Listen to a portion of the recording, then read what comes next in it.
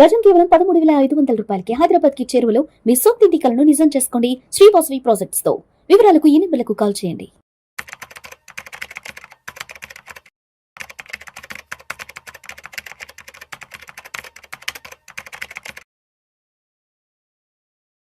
నమస్తే, welcome to Vishnu talks. నేను విష్ణు. ప్రస్తుతంతో పాటు సీనియర్ ఫినాన్స్ ప్రొఫెషనల్ గిరిబాబు గారు ఉన్నారు. సార్తో మాట్లాడదాం.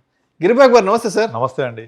Welcome to Vishnu talks. Thank you so much for being with Vishnu talks. Thank you అండి. నేను ఎప్పుడు పిలిచినా కూడా మీరు వెంటనే మీరు సమయం ఇచ్చి విష్ణు టాక్స్కి వచ్చి సుమన్ టీవీ ఆడియన్స్కి ఎప్పటికప్పుడు ఒక మంచి ఎడ్యుకేటివ్, ఒక ఇన్ఫర్మేటివ్ కంటెంట్ని ఎప్పటికప్పుడు మీరు కన్వే చేస్తుంటారు. Thank you so much Giribabu. నేను కూడా ఎప్పటికప్పుడు కొత్త కంటెంట్ క్రియేట్ చేసి మన ప్రేక్షకులకు అందిద్దామని ఆహర్నిశలు కష్టపడుతూ ఉంటాం. Thank you sir. Thank you. So అయితే గిరిబాబు గారు, అప్పుడప్పుడు ఈ సోషల్ మీడియాలో, ఇన్స్టాగ్రామ్, ఫేస్బుక్ వాటిల్లో ఈ ఫైనాన్స్కి సంబంధించి కొన్ని మంచి మంచి ఆర్టికల్స్, ఇవి మంచి మంచి కొటేషన్స్ వస్తుంటాయి సార్. చాలా అట్రాక్టివ్గా ఉంటాయి. ఇవాళ ఒక కొటేషన్ లాంటివి చూశాను. Assets that make you rich while you sleep అంటే మీరు నిద్రపోతున్నా సరే మిమ్మల్ని ధనవంతుల్నిగా చేసే కొన్ని ఆస్తులు ఇవంటూ కూడా ఆర్టికల్ ఇచ్చారు. ఏంటి అంటే, మనం నిద్రపోతున్నా కూడా మన ఆస్తులు మనల్ని ఎలా ధనవంతులుగా చేస్తాయి, మరి అలా ధనవంతులుగా అవ్వాలి అంటే ఆ నిద్రపోవడానికి ముందు మనం ఏం చేసి ఉండాలి అసలు? సింపుల్ అండి. ఇప్పుడు నార్మల్గా మనకు ఇన్కమ్ అనేది రెండు రకాలుగా వస్తుంది. ఒకటి యాక్టివ్ ఇన్కమ్, రెండు ప్యాసివ్ ఇన్కమ్. యాక్టివ్ ఇన్కమ్ అంటే మార్నింగ్ 9 o'clock to 5 o'clock మీరు చేసే ఉద్యోగం అవ్వచ్చు, లేదా వ్యాపారం అవ్వచ్చు, లేదా ఇంకొక వ్యాపకం అవ్వచ్చు. ఏదైనా మీరు యాక్టివ్గా పనిచేస్తూ ఉంటే వచ్చే ఇన్కమ్ యాక్టివ్ ఇన్కమ్. మీరు నిద్రపోతున్నా డబ్బులు వచ్చేదాన్ని ప్యాసివ్ ఇన్కమ్ అంటారు. సో ప్యాసివ్ ఇన్కమ్ ద్వారా మనం నిద్రపోతున్నా సరే మనకి డబ్బులు అనేవి జనరేట్ అవుతూ ఉంటాయి, మనకి వెల్త్ క్రియేట్ అవుతూ ఉంటుంది. సో ఆ ప్యాసివ్ ఇన్కమ్ ఏంటంటే మనం ఐడెంటిఫై చేసుకోవాలి first. Exactly, that is called. Actually మీరు చెప్పిన డెఫినేషన్కి అర్థం అది. ఈ మారిన ఆర్థిక సామాజిక నేపథ్యంలో ఎవరి ఇన్కమ్ వాళ్ళే చూసుకోవాలి. మరి ఎంతకాలం పనిచేస్తాను నేను? ఒక టైం తర్వాత నేను నా పిల్లల మీద డిపెండ్ అవ్వలేను కదా. అప్పుడు నాకు అంటే నేను, నా భార్య ఇద్దరే, నా పిల్లలకు మంచి చదువు చెప్పించి వాళ్ళు సెటిల్ అయిపోతే మా ఇద్దరికి ఎవరు ఇన్కమ్ ఇవ్వాలి? నేను 80 దాకా పని చేయలేను కదా. నాకు డబ్బులు కావాలంటే దీన్ని ప్యాసివ్ ఇన్కమ్ అంటారు. ఆ ప్యాసివ్ ఇన్కమ్ ఎలా జనరేట్ చేసుకోవాలో కొన్ని మార్గాలు చెప్తున్నారు. అందులో ఫస్ట్ వచ్చేసి, మళ్ళీ మన చిన్నప్పుడు ఏం చెప్పేవాళ్ళు, 2 ఇళ్ళు ఉండాలి. ఒక ఇల్లు వచ్చేసి ఉండడానికి, ఒక ఇల్లు వచ్చేసి మనకు మంత్లీ రెంటల్ ఇన్కమ్ ఇవ్వడానికి. ఇది చాలా మంచి కాన్సెప్టే. కానీ ఒకప్పుడు ఆ ఇంటి యొక్క విలువ 10 లక్షలు ఉంటే 5,000 6,000 కిరాయి వచ్చేది. ఇవాళ ఇల్లు విలువ ₹1 కోటి 2 కోట్లు అయిపోయినాయి. కానీ కిరాయి 20,000 30,000 నుంచి రాదు. ఈవెన్ 3 కోట్లు ఉంటే తప్ప 40,000 రాదు. మీరు percentage of value and percentage of అది మన ఇన్కమ్ జనరేషన్ చూసుకుంటే గట్టిగా 30 పైసలు 40 పైసలు మించి కూడా ఇంట్రెస్ట్ రాదు. కమర్షియల్ వెళ్తే కూడా, కమర్షియల్ బిల్డింగ్లోకి వెళ్తే కూడా 60 పైసలు 50 పైసలు మించి రాదు. ఇది ఇన్కమ్. దెన్ దీనిపై అంటే ఫస్ట్ ఇలా ప్యాసివ్ ఇన్కమ్ తీసుకోవాలని మన పెద్దవాళ్ళు 2 ఇళ్ళు కొనుక్కోండి, ఒకటి ఉండండి, ఒకటి కిరాయికి ఇవ్వండి, దట్స్ ప్యాసివ్ ఇన్కమ్. దాన్ని ఒక అడుగు ముందుకేసి commercial buildings, commercial income, shops, తర్వాత వర్చువల్ రియాలిటీ అంటే పెద్ద మాల్ ఉంటుంది, అందులో ఒక 100, 150, 200 ఎస్ఎఫ్టీ తీసుకుంటారు, రీట్స్ లాగా. తర్వాత మీరు దాంట్లో ఇన్వెస్ట్ చేసేది ఒక 15-20 లక్షలు ఇన్వెస్ట్ చేస్తే మీకు ప్రతి నెల రెంట్ ఒక 10,000-15,000 వస్తుంటుంది జీవితాంతం. ఇవన్నీ ప్యాసివ్ ఇన్కమ్కి సంబంధించి రియల్ ఎస్టేట్ నేపథ్యంలో ఇవన్నీ కూడా. మనం సొంత ఇల్లు కొనుక్కోవచ్చు, రీట్స్ ఇన్వెస్ట్ చేయొచ్చు, వర్చువల్ రియాలిటీ కొనుక్కోవచ్చు, డబ్బులు ఎక్కువ ఉంటే కమర్షియల్ ప్రాపర్టీ కొనవచ్చు. కానీ వీటన్నిటికీ ఒక డ్రాబ్యాక్ ఏంటి అంటే లిక్విడిటీ ఉండదు. మళ్ళీ ఈ అసెట్ని రియలైజ్ చేయాలంటే కష్టమవుతుంది. ఇన్కము స్టడీగా గ్రో అవుతుంది తప్ప ఎక్స్పోనెన్షియల్ గ్రోత్ ఉండదు. అంటే నాకు ఎక్కువ ఇన్కమ్ కావాలంటే పెరగదు. ఇన్ఫ్లేషన్ బీట్ చేయదు. ముఖ్యంగా ఇప్పుడు రెంటల్ ఇన్కమ్ ఉంది, అది ఒక అసెట్కి రెంట్ వచ్చింది అంటే మళ్ళీ ఆ రెంట్ పెరగాలంటే చాలా కష్టం. టెనెంట్ మారితే తప్ప పెరగదు. టెనెంట్ మారితే మళ్ళీ కొత్త టెనెంట్ దొరకడం కష్టం. కనుక టెనెంట్ ఉన్నంత కాలం అతను ఇచ్చే రెంట్ మీద ఆధారపడి ఉండాలి. నా ఖర్చులు పెరిగాయంటే ఎక్కువ రెంట్ ఇవ్వడు, ప్లస్ ప్రాపర్టీ ట్యాక్స్ నేను కట్టుకోవాలి, కొన్ని ఓనర్ కట్టే ఉంటాయి, ప్రతి 3-4 ఏళ్ళకు మెయింటెనెన్స్ చేయాలి, బిల్డింగ్ మెయింటెనెన్స్, కలర్స్ వేయించడము, అవన్నీ ఖర్చులు ఉంటూనే ఉంటాయి. వీటిని అన్నిటికంటే ముందు టెనెంట్ లేకపోతే జీతం అందులోంచి రెంట్ రాదు. సో ఈ ప్యాసివ్ ఇన్కమ్కి ఒక classic and good example real estate. కానీ దాని యొక్క ఈ డ్రాబ్యాక్స్, చెప్పిన డ్రాబ్యాక్స్ వల్ల దాని యొక్క ఇంపార్టెన్స్ తగ్గిపోయింది. ఇప్పుడు ఏమైపోయిందంటే అందరూ కూడా ఫైనాన్షియల్ ప్యాసివ్ ఇన్కమ్లోకి మళ్ళుతున్నారు. ఫైనాన్షియల్ ప్యాసివ్ ఇన్కమ్లో ఫస్ట్ మనకు గుర్తొచ్చేది డివిడెండ్ ఇన్కమ్. డివిడెండ్స్, షేర్ల మీద డివిడెండ్. ఎగ్జాక్ట్లీ. మంచి పిఎస్యు స్టాక్స్, మంచి డివిడెండ్ పేయర్స్ కొంతమంది ఉంటారు. అలాంటి స్టాక్స్ కొని పెట్టుకుంటే మీకు సంవత్సరానికి 8-9% చొప్పున డివిడెండ్ వస్తుంది, వాల్యుయేషన్ పెరుగుతుంది. మళ్ళీ ఇక్కడ ఒక డ్రాబ్యాక్ ఏంటి, dividend is taxable. Me marginal tax లాగా కట్టాలి. అంటే మీకు వచ్చే టోటల్ ఇన్కమ్కి డివిడెండ్స్ యాడ్ అయ్యి మీరు ట్యాక్స్ కడతారు. ఆ టోటల్ ఇన్కమ్ ఎంత ఉంది మీరు ఆ ప్రకారంగా ఇది యాడ్ చేసి కట్టుకోవాలి. అండ్ డివిడెండ్స్ అనేది ఎవ్రీ ఇయర్ కంపెనీస్ పే చేస్తాయి. క్వార్టర్లీ చేస్తాయి, కొన్ని హాఫ్ ఇయర్లీ చేస్తాయి, కొన్ని ఇయర్లీ చేస్తాయి. ప్లస్ అప్రిషియేట్ కూడా అవుతుంటుంది. ఇది స్టాక్ మార్కెట్లో ఉండే ఒక పెద్ద అడ్వాంటేజ్ డివిడెంట్ ఇన్కమ్. సపోజ్ ఆ స్టాక్ పెరగట్లేదు లేదా బాగా పెరిగిపోయింది, ఇట్లా బటన్ నొక్కి అమ్మేయచ్చు. లిక్విడిటీ ప్లస్ డివిడెంట్ ఆప్షన్ 8-10%, అంటే which is bigger than the real estate. Again real estate 5-6% నుంచి వర్కౌట్ కాదు ఎక్కడ కూడా, బట్ ఇక్కడ 8-10% వర్కౌట్ అయిపోతుంది డివిడెంట్ స్టాక్స్లో, ప్లస్ లిక్విడిటీ. నెక్స్ట్ ఇంకోటి ముందుకేసి మనము ఫైనాన్షియల్ దాంట్లోనే మ్యూచువల్ ఫండ్స్ అని ఇంకోటి ఉంటుంది. ఆ మ్యూచువల్ ఫండ్స్లో ద బిగ్గెస్ట్ ప్రపంచం అంతా ఇప్పుడు మాట్లాడుకుంటుంది ఎస్డబ్ల్యూపీ గురించి, సిస్టమాటిక్ విత్డ్రావల్ ప్లాన్. ఇది బాప్ for all kind of passive incomes. మీరు ఉద్యోగం స్టార్ట్ అయిన దగ్గర నుంచి మీరు అడిగారు కదా ప్యాసివ్ ఇన్కమ్ నిద్రపోతున్న ఎలా సంపాదించుకోవాలని.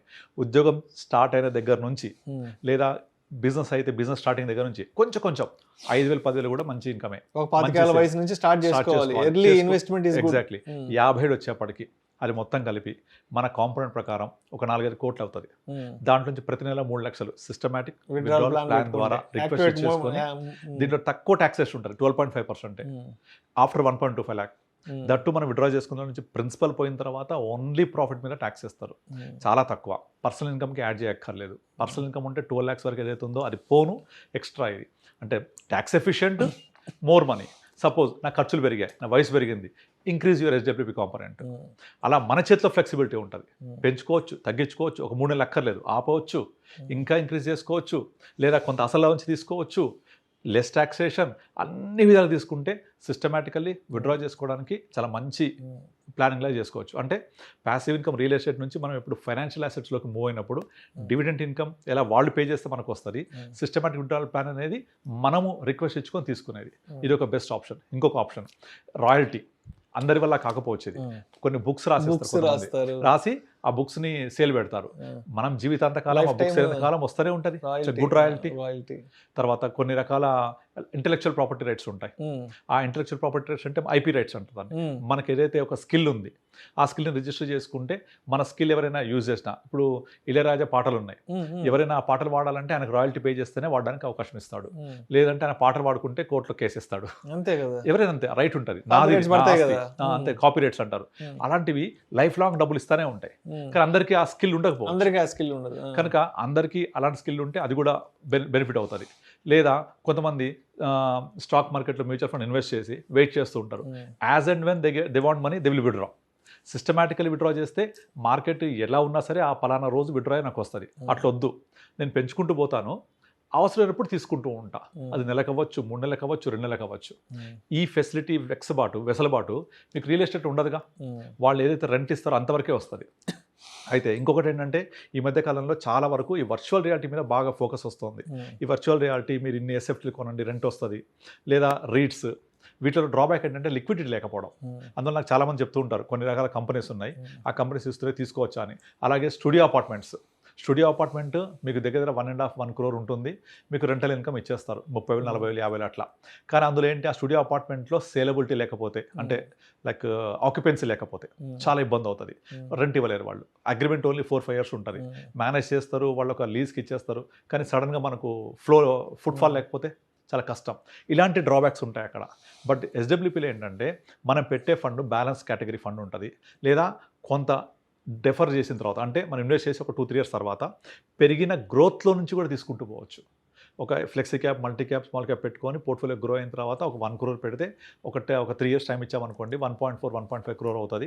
ఆ 50 లక్షలు పెరిగిందే దాన్ని వేరే బకెట్లోకి, అంటే conservative hybrid funds, balance advantage funds, లేదా ఈక్విటీ సేవింగ్స్ ఫండ్లోకి మూవ్ చేసుకొని ఆ బకెట్ని క్రియేట్ చేసుకొని అందులోంచి విత్డ్రా చేసుకుంటూ పోవచ్చు. అవి పెరుగుతాయి, ఇవి పెరుగుతాయి, పోర్ట్ఫోలియో పెరుగుతుంటుంది. నేను చెప్పాక ఒకసారి లాస్ట్ టైం ఒక క్లయింట్ హస్బెండ్ చనిపోతే వచ్చిన 1 crore మేము ఇలాగే ప్లాన్ చేసాం. సో ఇట్లా ఈ విధంగా ఇన్ని రకాల మార్గాల ద్వారా మనము పడుకున్న, నిద్రపోతున్న ఇన్కమ్ రావాలి. ప్యాసివ్ ఇన్కమ్ అంటే మనం పనిచేస్తే వచ్చేది యాక్టివ్ ఇన్కమ్, నిద్రపోతే వచ్చేది ప్యాసివ్ ఇన్కమ్. ఇది ఎప్పటికీ వస్తుండాలి. ఇది జనరేషన్స్ టుగెదర్ ఉంటుంది. మనం క్రియేట్ చేసింది మనకు, మన తదనంతరం మన పిల్లలకి, వాళ్ళ పిల్లలకు కూడా. ఎందుకంటే అసెట్ అక్కడ కరిగిపోదు కదా. సో అలా చేస్తూ వెళ్ళొచ్చు. సేమ్ ఇప్పుడు ఇల్లు కొని కిరాయి ఇచ్చి ఎందుకు అంటున్నారు, ఇదే పరిస్థితి. కానీ ఇంటికి కూడా ఒక లైఫ్ టైం ఉంటుంది, కానీ దీనికి ఉండదు. జీవితాంతం, తరతరాలుగా జనరేషన్స్ టుగెదర్ ఉంటుంది ఇది. బికాజ్ ఈక్విటీ అంత వాల్యూ ఉంటుంది. ఇల్లు కూలిపోవచ్చు, లేదా ఇల్లు ఒక టైం తర్వాత వాల్యూ తగ్గిపోవచ్చు, లేకపోతే అది శిథిలమైపోవచ్చు. ఇది కాదు అట్లా, అంత పొటెన్షియల్. అందుకనే అందరూ కూడా ఫిక్స్డ్ అసెట్స్ ప్యాసివ్ ఇన్కమ్ నుంచి ఫైనాన్షియల్ అసెట్స్ ప్యాసివ్ ఇన్కమ్లోకి మూవ్ అవుతూ ఉన్నారు. సో మొత్తానికి ఈ రోజుల్లో మనకు వచ్చే మెయిన్ స్ట్రీమ్ ఇన్కమ్ ద్వారా మన లైఫ్ స్టైల్ని పెద్ద ఎత్తున ముందుకు తీసుకెళ్ళలేం కాబట్టి, సో మనకంటూ కొన్ని ప్యాసివ్ ఇన్కమ్ని జనరేట్ చేయగలిగే కొన్ని అసెట్స్ని మనం ఐడెంటిఫై చేసి బిల్డ్ చేసుకుని వాటి ద్వారా ప్రతి నెల లేదంటే ప్రతి క్వార్టర్కో లేదంటే ఒక అవసరమైనప్పుడు దాని నుంచి కొంత అమౌంట్ని మనం తీసుకోగలిగే విధంగా ఉండగలిగితే మనం నిద్రపోతున్నా సరే మన ఆస్తులు మన కోసం పనిచేసి మనకి సంపదను సృష్టి చేసి పెడతాయి. మరి మీరు చేస్తున్నారా పని? ఎస్, ఆబ్వియస్గా. మరి చేసేసారు ఆల్రెడీ. ఎందుకంటే ఇప్పుడు ఇక్కడ కూర్చొని మనం ఇంతమందికి ఎడ్యుకేట్ చేసినప్పుడు ఫస్ట్ మనం చేస్తేనే మనకు ఒక ఎక్స్పీరియన్స్ వస్తుంది. మనకు వచ్చిన రియల్ టైం ఎక్స్పీరియన్స్ లో నుంచే మనం అంటే మనకు కూడా దాంట్లో కొన్ని సందేహాలు, డౌట్స్ వస్తాయి కాబట్టి అవి మీలాంటి ఎక్స్పర్ట్స్ ద్వారా అడిగి వాటికి సమాధానంగా మనం నేను ఆల్రెడీ చేశాను.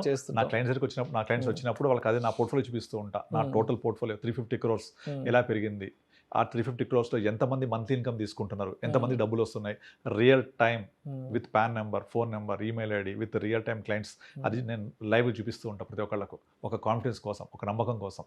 Right. Thank you sir, thank you so much Giribabu. Thank you అండి.